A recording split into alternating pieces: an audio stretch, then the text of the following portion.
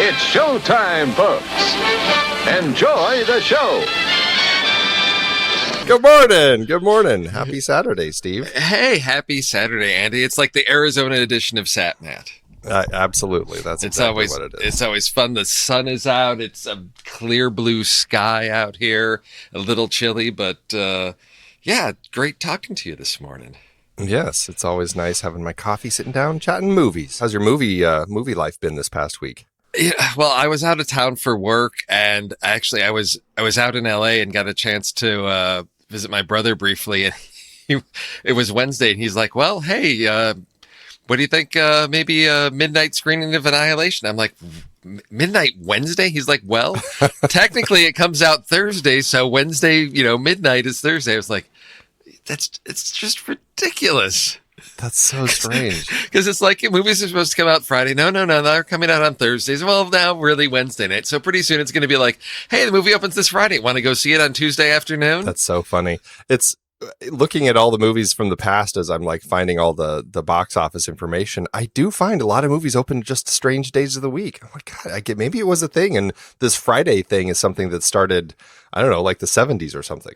Yeah, I don't know. I didn't get out to see that. So I'm still working through, getting caught up on Oscar things. But really haven't seen anything this week to talk about. So maybe we'll get out this weekend to see Annihilation, or because my kids' schedules were so busy last weekend, the rest of the family didn't get to see Black Panther, so may head out to see that with the rest of them, depending on what the schedules look like this weekend.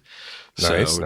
Not a lot to talk about for new or exciting movies for me. Anything for you? Yeah, not really. It's been a very busy week. It's funny though, you mentioned Black Panther and your kids.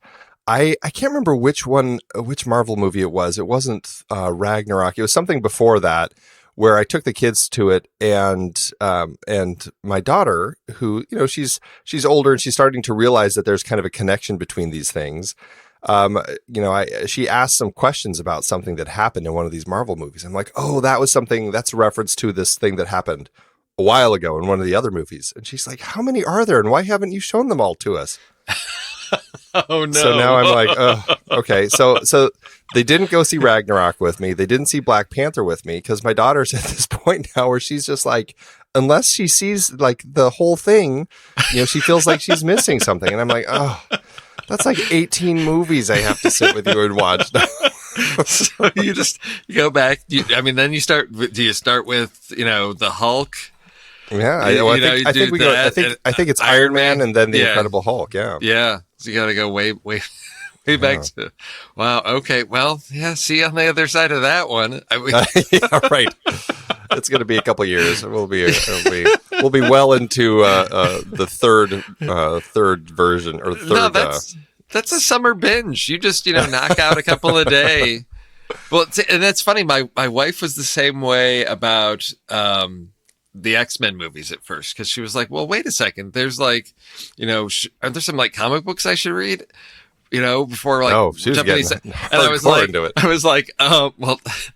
well, there's 50 years of comic books. Yeah, good luck. No, she's like, isn't there like one place I can find just like, sort of like the summary of like who are the? And I was like, there's so. That's where we started getting into like that's what Wikipedia's for. Yeah, but even that you have like all the different storylines and reboots and different universes, and it's like that you just have to start in with this is where it's this movie, and know that a good movie will get you everything that you need to know, and you don't need all the back material from other sources. A good story will drop you right in, and you'll feel oriented and know exactly what's going on, or you should. Right. Yeah, and I can certainly see that as far as like jumping into the superhero movies, that they have to establish the universe for you in context of the film. You don't necessarily need to have pulled in a bunch of other material. If you have that in your head already, then sure, it's great. But I think Marvel and DC, I think both of them have done a pretty good job of kind of building their universe within the film and establishing that. So you don't necessarily need to go back to the comics. But It is interesting, though. You found an interesting article, though, now that we're talking comic books, about the Marvel DC comparison, though. Yeah, it was. I have struggled with, because I watched Suicide Squad again. Because, well, I just, okay, so I forgot to mention, well, I mentioned, I guess because I told JJ about it on Trailer Rewind, is I did get to see I, Tonya. Which Right. I think all biopics should be structured like that. It's an amazing film. And so we're looking at Margot Robbie's performance there and thinking about, she had a really solid performance in Suicide Squad. Maybe there's, let me just go back at that again. And oh my gosh, it's a nightmare. It's a disaster. But the thing was, there were some good performances. There were some interesting character pieces to it, which I think is interesting in the context of this article that about Marvel and DC, and Mark Millar, who basically is looking at this. He came out and said, here's what he thinks the issue is. That, and as being a DC fan, he says that the issue is really that Marvel has sort of a different approach, or the characters allow a different approach to storytelling.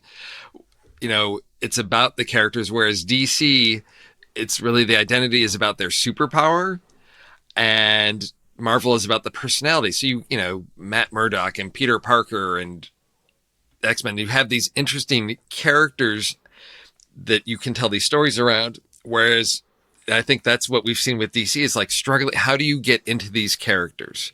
Batman's got his story, but he talks about Green Lantern. Well, here's a guy who's got a ring that allows him to create these 3D things with green plasma and all that. But what's the compelling story? Right. And then the article goes on to point out, Wonder Woman's sort of the exception. I think, that movie was successful because they did find an interesting story to tell, which was about her, struggle to, she's discovering who she is and what her role is in the world. I think, that's exactly it.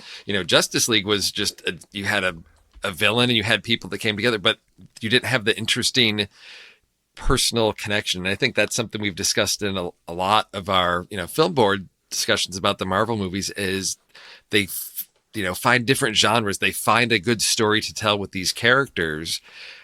And I think he's got a really good point. And I don't know that it's so much the flaw is with the source material or the character, as he's sort of indicating. I think it's, you've got to find the story to tell for that character. And maybe there isn't solid source material to go back to, but maybe that's the challenge for these writers, is to create within this new cinematic universe. Here's a new approach to this character. How do we flesh out and develop that character to have them have a story that's compelling and interesting? Yeah, and I mean, it's a case I've heard about DC versus Marvel before, where DC it's really about the superpower and Marvel it's about the character, and it makes me wonder if I mean, I know DC is really kind of pushing their big ones that they've always kind of had at the helm of their brand, Superman, Wonder Woman, Batman, Aquaman, just kind of that whole Justice League that's always been at the tip. But it makes me think that maybe there are some other more compelling characters that are a little deeper, that may not have been as popular when they were in the comic book world, but could be adapted into really interesting films, and maybe that's a direction they should start exploring. Well, yeah, because I think even in Justice League, there were some funny moments between, Flash and Cyborg. And I think Cyborg isn't a character that people, he's a relatively new character. He's not one of those iconic figures, but I think his story, if they did an origin story on him, that's really interesting, of a football star or whatever, and he's injured, and now he's got all this computer stuff, and he talks about, in Justice League, about not being able to control this stuff, and computer stuff takes over, and it's like there's an interesting conflict and struggle going on there that just gets really shuttled to the side. And I thought, and I understand the risk of trying to put something out there that isn't that branded name. It's like you can put Aquaman and Wonder Woman and Batman out there. People are like, oh yeah, I remember those names. Cyborg, who's that? Why would I go to this? So I understand that challenge, but I think, they've got, potential there.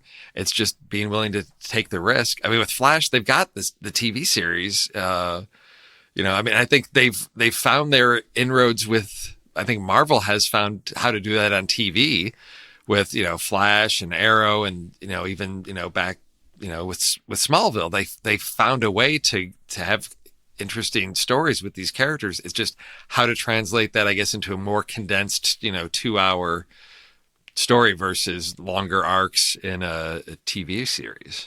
Yeah, it'll be interesting to see how they continue, because didn't Joss Whedon, or who was it, Joss Whedon or J.J. Abrams, who was helping, and now they've stepped away from the next DC project. That was Joss Whedon that stepped in on Justice League. So yeah, and then I heard that he was, and maybe I'm misremembering what I just read, but that he was going to help with the next one, and now he stepped away from it. I think I recall, reading something along that, which I can understand, of wanting to distance yourself from that. So, and again, so many projects you can take on at a time, and he did Avengers and Age of Ultron, correct? He directed both of those, and then stepping in on Justice League. I could imagine that's a lot of time in comic book land, and if there's other stories he wants to tell. Yeah, he's a really interesting guy, and it'll be interesting to see where he goes. But it's also just going to be really interesting to see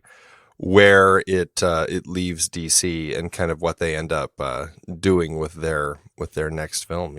I'm curious to see if they're going to find a way to actually make something that is really a successful film, not just making money at the box office, but actually is something that people really can be happy with. Well, they've got Aquaman coming out later this year, and then next year DC's got Shazam, which is starring Zachary Levi, which a lot of people remember from the TV series Chuck, and he was in a couple of Thor movies, one of Thor's little sidekick team.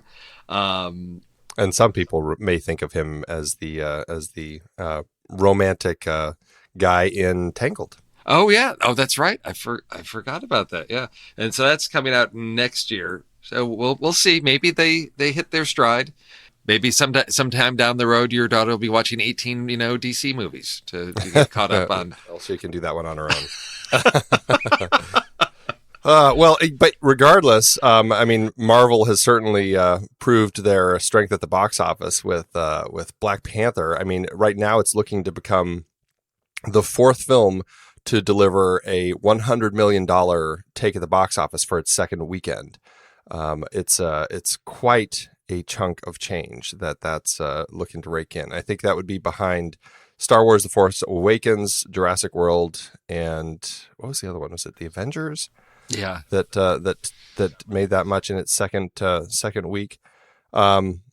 It's crazy how successful this is, but it's great, and it shows that, again, going back to the good storytelling that they can have in these comic book movies. I mean, Black Panther took a lot of really interesting current political issues and made a really interesting film out of it. This is a film that a few years ago I would have expected to be May, or summer or something like that, because that was, that's when your superhero movies came out. They were your summer blockbuster movies, but now, Marvel's got to make room for it in the schedule, because it's got, had Avengers Infinity War, then you've got the Ant-Man and Wasp movie coming out. And so it's really shifted, even going back to like Deadpool. February is a place where you can put these movies and audiences go and find them. It's, I guess now we've transitioned to people go to the movies year round, not just during the summer or not just during the holidays. It's now an activity people can do anytime during the year. And to have a movie hit a box office record, in February, which would, as I said, years ago, it'd be like, oh yeah, that's when bad movies just get dumped because people aren't going. And it's showing that you put a good movie out there, no matter when it is, the audience shows up. It makes me happy to see. But yeah, we'll see. We'll see how well it does this weekend. And then Game Night and Annihilation are both opening, so we'll see how well they do. I think Game Night's expected to come in second at the box office, and Annihilation, I don't know if they're tracking that to come in third, but I don't know. I guess we'll find out if it's going to be Peter Rabbit still, which has been doing really well, or Annihilation. But yeah, I guess we'll find out. Yeah. Well, we'll see if the what was it? Is it the food allergy boycott of Peter Rabbit has an impact on their box office? And then, Annihilation. I think that one. I don't expect a lot of that because I think it's it's a limited, it's a limited audience, and what I've heard is Right. it's a really challenging film. It's going to make you think, and when you've got something like. See, I did it again. Whenever you say game night, I always think of that Will Farrell, Amy Poehler one where they're running the casino out of their house. Did it again. And I'm like, it was like, oh yeah, light comedy, of course. And it's like, no, game night is not that. This is the darker one that's where it's like, it's a really dark comedy. Yeah. Yeah. It's like, the game, right? Where it's Jason like, Bateman Jason Bateman. Friends, yeah. And where it's like, oh yeah, hey, we're going to do a little murder mystery party. And then things really go. Then it turns into real murder, but they don't know it. Yeah. Right. Yeah. Well, I guess that's got some darkly comic elements. It's just not Will Farrell, Amy Poehler type of comedy. So it's getting good reviews. So okay, if I can get out to see 2 movies this weekend, it will be Game Night and Annihilation. So I guess we'll just put it there. I want to see them both quite a bit. Okay. Well, let's talk trailers, buddy. What's okay. Why don't you kick it off? What's your trailer? What is my trailer? I came up with an interesting trailer. So this is a comedy.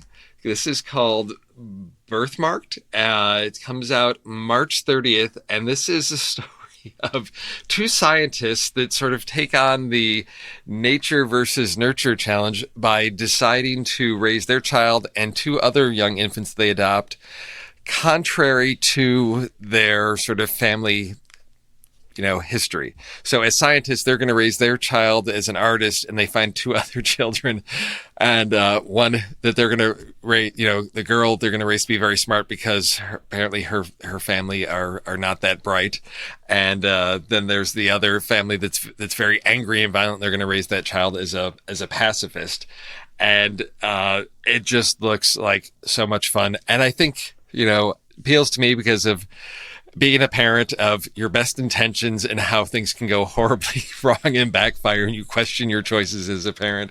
But this has got Toni Collette and Matthew Good as the parents, and this just looks like so much fun. I laughed out loud several times watching this trailer, and I thought this is the fresh type of comedy that I really enjoy. It seems smart. It has, yes, some of it looks like slapstick elements, but it's just done in such a smart way. It's something I'm really looking forward to. Yeah, absolutely. It had just a great comedy with it. Michael Smiley as kind of the doctor who's like giving them the kids to raise and everything. He's just got one of those faces that works really well in a comedy like this. It just looks like something that's going to be a lot of fun. And the cast looks great. And the humor with these kids, I mean, it's very funny. And like you said, as a parent, you're always questioning how you're raising them and if you're doing it right. And here, this is just a really fun example of like taking that to the extreme. So I'm excited for this one. And what did you bring? You went like the exact opposite direction. Oh wait, when does yours open? Oh, it's March 30th. And okay, so so the director and writer, I had not recognized these names. This looks like first like feature film director Emmanuel Haas Dismaris. I don't know. And writer That's as good a guess as I could have done. And writer Mark Tulin. And it looks like they've worked together on some shorts before, so it looks like a team that they've got some experience working together, which so I'm interested to see how well this comes together. I'm excited about sort of first timers like this because I think they sometimes don't know what they don't know, and they're willing to push into new directions and with comedy. That's what I'm looking forward to. And yeah, March 30th. So fantastic. Yeah. Well, yeah, I'm excited for that one. I'm excited for mine too. Mine looks like a really interesting film that played at Sundance last month, and I never heard about this coming. It's nothing that was on my radar at all. The thing that drew me to it is the fact that Idris Elba is directing it, which got me excited. He's an actor who I'm endlessly fascinated with. I think he's always just making really exciting choices, and he's just kind of a mesmerizing performer on screen. And here he is taking this novel, the novel written by a Jamaican writer, and making a film out of it, adapting it for the screen. It's a British crime film called Yardie that, like I said, it just played at Sundance. And the story of this is it starts off in Jamaica in the 70s. This young boy witnesses his brother getting assassinated, and then this like Jamaican Dawn, I guess, kind of gives him a home, a place to live. And then once he's grown up, this Dawn sends him on this mission to London. While he's there, he ends up kind of reconnecting with his girlfriend and the daughter that they have. But then kind of all of his life comes catching up with him and crashing down on him. It looks like a really interesting story. The trailer doesn't give you a ton of that. I had to do a little more digging to find out a little bit more of the story. But what the trailer does provide is just a really interesting vibe for the film. It has this just great sense of these characters and this world that they're living in, and the struggle that our protagonist is having, and just kind of his life as he's kind of moving through it. It looked like a compelling trailer. I don't know if I watched it on my own, if it would have grabbed me quite as strongly. But when I saw that Idris Elba was directing it, I was like, okay, that just turned into something that I really am curious about now, because I want to see what he is going to do when he takes a film and tells the story himself. So what do you think of this one? Yeah, no, the Idris Elba connection, I think is going to get, some people out to see this one, that it may not have been on their radar. The other thing, looking into it, I saw that it's written by Norman Brock, who wrote the screenplay for Bronson, which is a just insane movie. If you have not seen it, about I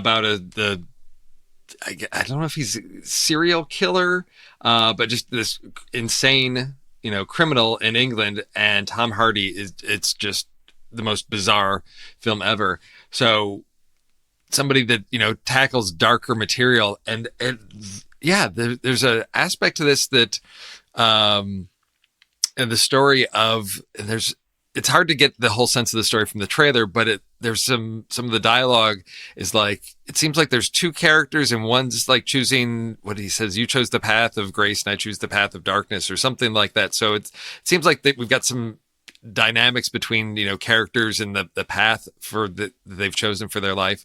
This is a trailer I enjoy because it's not giving me so much that I can see where the story's going. So it's enough to tease me into saying, yeah, I'm going to check this out because these performances look interesting, and a story that will be really engaging. Putting us in a different world that we're not used to. So yes, exactly. As a good movie should.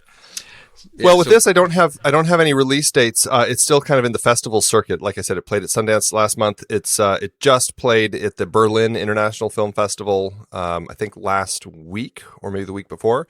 And so it still is kind of going through that process before it ends up getting its own release date. But hopefully we'll get something theatrical. But regardless, I am looking forward to it. Well, I guess it's time for these lists of ours, eh? This list, this was brutal. I thought, oh yeah, this one won't be so bad. I really struggled on this one to put together a list.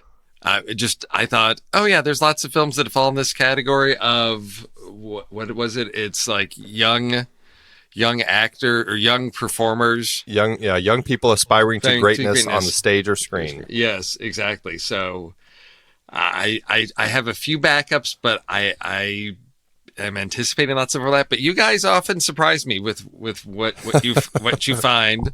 Well, we'll see. I struggled with this one myself. Weirdly, because I couldn't think of many on top of my head. It was harder for me to come up with them. And I found that when I searched for it online, it wasn't an easy search. Like it led me down a lot of strange paths that I'm like, why is that link popping up? It has nothing to do with this. Oh yeah. I ended up with movies for actors to watch. I found lists of like, oh, hey, here's some young up and coming actors. I was like, no. I don't want to know who our young and up and coming actors are. I want movies about people like that. And it was a short list, but I found movies that I've seen, movies that I think are worth sharing, some that I think people maybe one that people haven't really heard of. So I'm willing to delve into this. So. Well, just to remind our listeners, so this week on the show, we did talk about Funny Girl, which is, of course, Barbra Streisand as she becomes one of the Ziegfeld girls, and in her life thereafter with her husband. And so to in honor of that, we said, hey, let's do our lists of what we just said of young people aspiring to greatness on stage or screen. And well, let's go ahead and kick it off, buddy. Why don't you go first? Okay, so I'm just going to probably steal one because I've got to play my strong one right up front. So way back in 1950, there was a movie about an aging star, Margot Channing, and an ambitious young fan that sort of insinuates herself into her life and ultimately, taking over. I'm talking about All About Eve, which I think when you mentioned this category, this is the first thing that leapt to mind, not only because it's sort of like the perfect fit for this list, but it's a movie that if people have not seen, they really need to go out and see. This was one that I'd always heard about, and when I finally got around to seeing it, I said, I can't believe I waited this long to see this movie. Just, great performances. I think it still holds the record there were 4 actresses nominated for Oscars for this one. There were two actresses and then 2 supporting actress nominations. It had like 14 Oscar nominations. Just amazing film. And I think a story that still that rings true. It just touched into one of those universal themes of the struggle between sort of the master and the mentor, and that transition of power. That's one of my favorites. We have talked about that one on the show, but we'll let it slide. You know what? I'll take that. Yes, I'm breaking the rules on this list. Hear that, Pete? I love it. I am the one breaking the rules on the list this time. Oh, that's just brilliant. I love it. Well, I'm going to go with since we're starting strong, I'm going to kick it off with one of my strong ones because I want to make sure it doesn't get stolen too. And this is about a struggling actor trying to make it in the acting scene in New York, and he just can't get a part, and he's struggling so much that he finally realizes that the way to actually get a part is by dressing as a woman. And I am, of course, talking about the fantastically brilliant film Tootsie. Dustin Hoffman is just fantastic in the role as Dorothy. Dorothy Michaels, as he says so wonderfully. He is brilliant in the role. He of course becomes a huge star, and it creates major conflict in his life as he falls in love with his leading lady, and meanwhile kind of steals the role from his female best friend Terry Garr. And it's just such a great movie. I love it so much. And that's my first choice. It's Tootsie. Oh yeah, that was one where I thought if I do All About Eve and Tootsie, that's just there's nothing left. There's nothing left. And I tried to focus on sort of younger, and I thought, well, he's okay. Let me try to create this theme within my list of like the really young breaking in, and whereas I saw Tootsie of like struggling actor, and yes, I think. And maybe it's because, I was like 9 years old when Tootsie came out that, Dustin Hoffman, even if he was like a young adult struggling actor, I was like, oh yeah, he's an old guy. So I've tried to think of, like the teen, really young stars. So if you say that makes me feel bad because I always thought he was younger in that role for some reason. But no, I was looking at his age. I'm like, wow, he was like 45. Yes, exactly. But no, holy cow! But it is. I mean, it is a great story of the struggling actor trying to break in and have. I mean, it's just one of those films where it's amazing how well that it holds up over time. Love that one. So for my second pick, I'm the one that's on the fringe. So I went with 2001's Mulholland Drive. Oh, okay. With Naomi Watts is sort of that young, naive actress, trying to make it. And of course, the story has nothing to do with her breaking in to Hollywood. It's David Lynch, and things just go off the rails crazy there. But for me, it's I think one of David Lynch's films that's just really endured, and it's just sort of the epitome of what he does. It's got some incoherent things. It's got that dreamscape quality, but it's just got some really good performances as well. I think it's where sort of everything came together for him. And so I put that out there because I think it's also a great role for Naomi Watts as well. So that's where I am. Really kind of kickstarted her career, as I recall. Yeah, exactly. That's one of those movies that I saw once, and it just stuck with me so strongly. It's a great film, and I need to rewatch it because it's just that to me represented kind of like David Lynch at his best. I really enjoy those sorts of twisty tales that he tells. So, all right. Well, for my second choice, I'm going with I think it's fair. I don't think I'm quite cheating because this is about an actress who is pursuing a career on stage. That being said, it's not acting on stage; it's actually dancing on stage.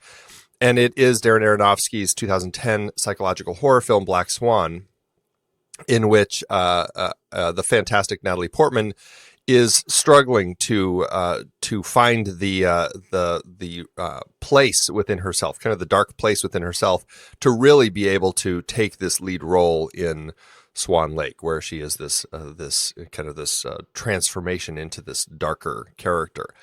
And the way that Aronofsky told the story, and the way that Natalie Portman performed it with Vincent Cassel and Mila Kunis, Barbara Hershey, Winona Ryder, really just a brilliant cast. This was one of Aronofsky's just strongest films. I really was drawn to it, and I just thought he did an incredible job. But just watching her struggle to find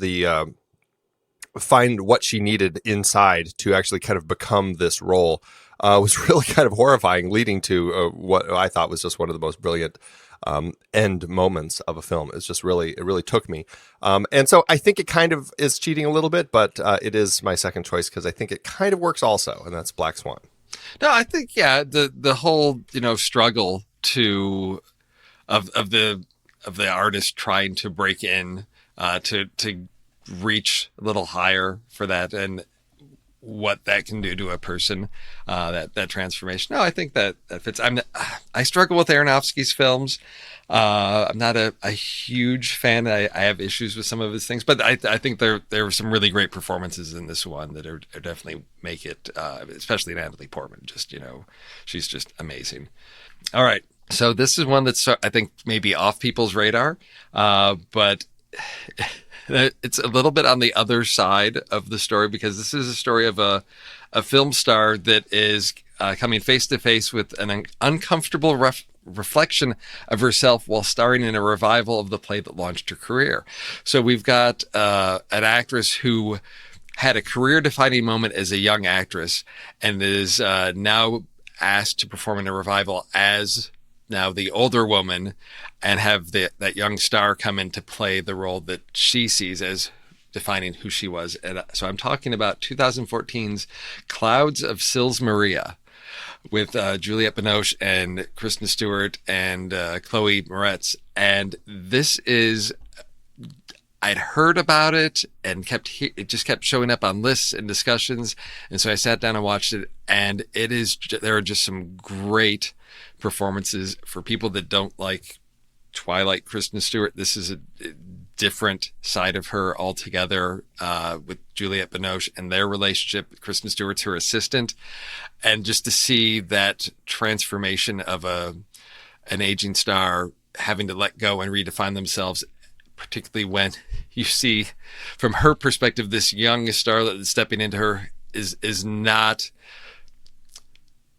a talented actress. It's sort of one of the sort of like those Disney stars that's like, oh yeah, I'm really shallow, but this seems like an interesting part. And the dynamic between the two is just made for a really interesting character study in this film. So it's one that I hope people give a chance.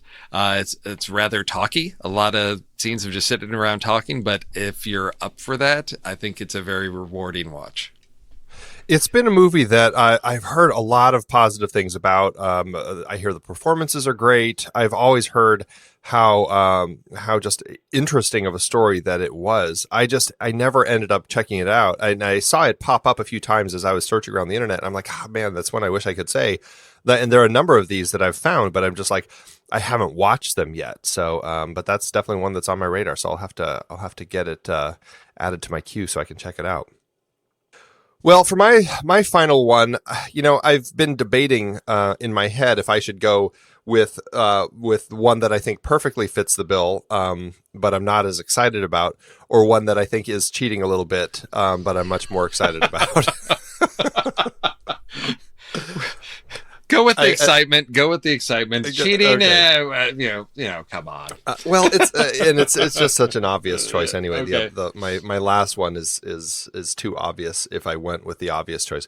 So I think I will go with the one that's more exciting. And oddly enough, I have two of them, both of which I think are very similar in the fact that I'm cheating about. It's not about an actor who's trying to make it big. It's about a writer who's trying to make it big. And of the two that I had on my list, the one that I'm actually going to go with, jumping like you all the way back to 1950, I'm going to go with Sunset Boulevard, which is just an absolutely brilliant dark noir about a struggling writer who is kind of ends up in this strange place where he falls in with this aging actress who is a former silent film star. And she kind of wants to make it again and all this. And he kind of falls in with her and just these promises of help and stuff. And, the way that they're drawn together and the dark places that the story ends up going. It's a brilliant, brilliant film. And I love seeing it in William Holden as this struggling writer and starting the film off with the shot in the swimming pool underwater as you're looking up at this floating body and he's narrating after he's been dead. I mean, it's a brilliantly dark noir film Billy Wilder directed in 1950. And it is a little bit of a cheat because it is about a writer, but that's my final choice, Sunset Boulevard.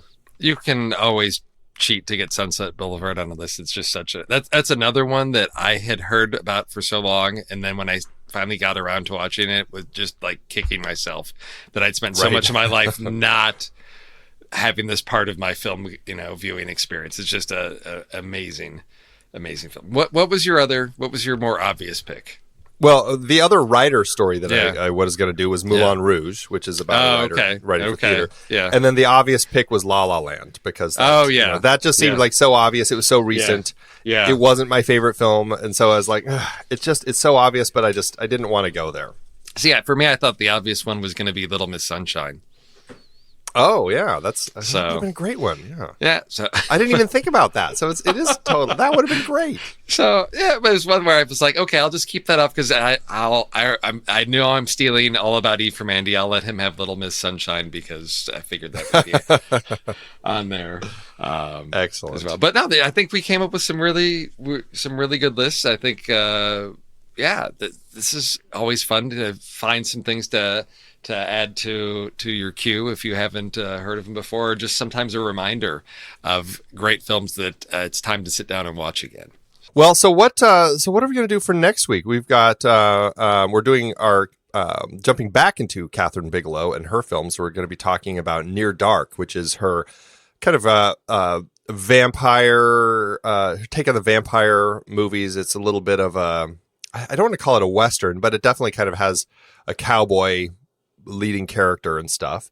I mean, we could just go big and just go vampire movies because there certainly is a giant quantity of those to pull from. Oh yeah. I was trying to think about what else is in the story, but it's. I mean, not to say there's not a lot to it. I think it does a twist on the genre a little bit, but I think. Yeah, if we go big with vampire, that gives a broad range for that, because I think otherwise we'll find ourselves just too confined, or just really stretching and pushing against the list too much to fit things in. So I think, well, what we could do also is we could do modern vampire stories. So we're not pulling from like the Gothic, sure, the old world ones. Yeah. So that gives us a little bit more. Refinement, Yeah, because I think if you keep it more current, you're going to get a lot more of the fresh take on the vampire. How do we do this sort of in a new way rather than just the old classic vampire stories. So I'm all aboard for that one. All right, well, let's do it. So that will be our list next week, modern vampire stories. So that's really challenging for Pete, since he's always going to have to include a Woody Allen movie on his list. Yes, that will make it quite fun. That's one thing that maybe would make me interested to go see a Woody Allen movie again, is to see him do a vampire story. That would be the neurotic vampire. Yeah, there we go. Well, there's the title, the neurotic vampire. Only Woody Allen. Only Woody Allen. Yes, take that, Pete. There's your list. There's your challenge, buddy. Have fun with that one. That's what you get for not being here. That's right. Excellent. All right, man. Well, I guess that's it. So we'll wrap it up. All of our listeners out there, thank you for supporting us over on Patreon and helping us out. It really helps, and we appreciate it. Otherwise, Steve, it's been a great conversation. Yes, always a pleasure talking with you on an early Saturday morning as I'm loading up on my caffeine. All right, buddy. Well, have a good one, and goodbye, everybody. We'll talk to you next week. Goodbye.